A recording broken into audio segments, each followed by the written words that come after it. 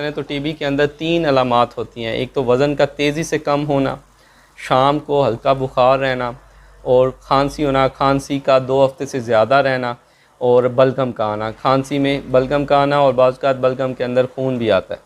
तो ये चीज़ें अगर वज़न कम हो रहा है, तेज़ी के साथ हो रहा है, अगर उसके साथ खांसी है और शाम में हल्का हल्का बुखार रहता है, 100 99 100 इतना ही होता है, तेज़ नहीं होता, या रात को सोए हुए ठंडे पसीने आते हैं, तो ये चीज़ें होने की वजह से टीबी की अलामात होती हैं।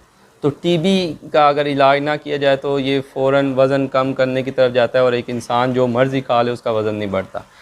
दूसरा जो मसला हमारे यहाँ पाया जाता है वो है सीलिएक डिज़ीज़। ये ख़ास तौर पे 14 साल से कम उम्र में ही शुरू हो जाता है।